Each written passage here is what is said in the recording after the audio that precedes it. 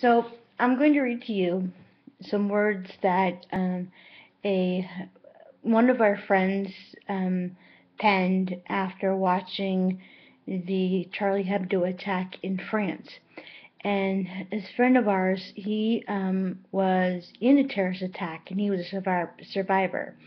Him and his wife were in the Westgate Mall in Nairobi.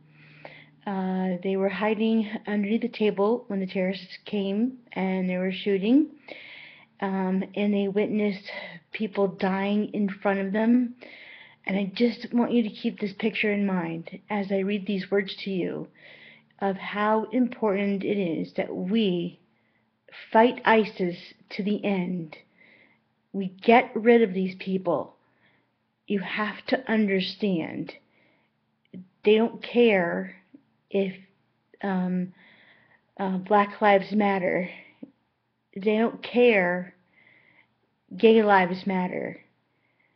They don't care, and no, they don't care.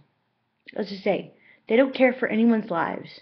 That's children, that's wives, and mothers, and fathers, and husbands, and they don't care if you make $1 billion. They don't care. And they don't care if you're homeless. They don't care. Because all they'll do is just use it against you and your family. They'll use it to recruit more people to fight with them. So you need to listen to these words very carefully. That sound, distinctive, frightening, watching the news this past week of the attacks by terrorists in Paris. We heard that sound, the sound of AK-47s, something you don't forget, especially when aimed at you. Sitting at home in the safety of West North Carolina, 99.99% of you may never be confronted with that sound. We were face to face with radical Islamists in Kenya, much the way those journalists were in Paris. Your mind says how this is possible. This doesn't happen to me. However, the French are realizing this kind of attack can, will, and does happen. The French, who are confronted with high unemployment, a stagnant economy, and a largely unchecked tidal wave of immigrants, now face the task of wondering what will happen to France. Here in the U.S., you could substitute the United States for France in the above sentence. Very much like France, we have our own apologetic, weak, socialist president, Barack Obama. But also for us, add the liberal leftist naivete of political correctness. We also have a president who insists on calling a shooting in Fort Hood, Texas, by a Muslim shouting Allah Akbar as workplace violence. We have a narcissistic president who brazenly defies the Constitution and refuses to protect our border and our citizens. A president who releases known terrorists from Guantanamo back into the fight against the Western civilization. France is going to have to face a growing radicalized Muslim population, now 8% of their population. This week's past event was their 9/11, and this was September 21st, 2013. Their wake-up call. We had ours, roused a bit, now we are back to sleep. Just recently, Mayor de Blasio, the communist mayor of New York City, stopped police surveillance of known radical imams and their mosques, vowing to protect Muslim rights. What about our right to security? This part really does make me mad, because Americans deserve security. We need to get past this notion of political correctness. We sure do. Protect our border that can and does allow unfettered access by those who would do us harm.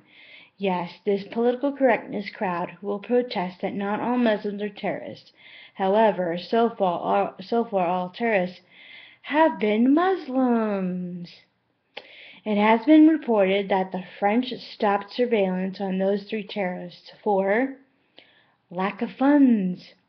That's what happens with socialism. When funds for individual entitlements win out over funds for security of society. We are headed that way also. Wake up, America. We are at war with an enemy who has no compassion to kill. Children, Jews, Christians, innocents, civilians, and Western civilization in the name of God. Americans and our leaders need to wake up. Obamacare, Keystone Pipeline, global warming won't much matter when we're all dead. So, I hope you listened to what I said in this letter and previous what I said, not letter, but his writing. He also wrote a book about his 72 hours in hell, or probably 90 hours in hell. Anyway, but I'll get that posted in the book that you can get. Anyway, so please remember that what's now at stake, it's not just our lives, but it's, the way we normally live our lives, but what we hope for, what we dream, and what we work hard for. So this is serious stuff. This is bigger than global warming. It's bigger, than social justice.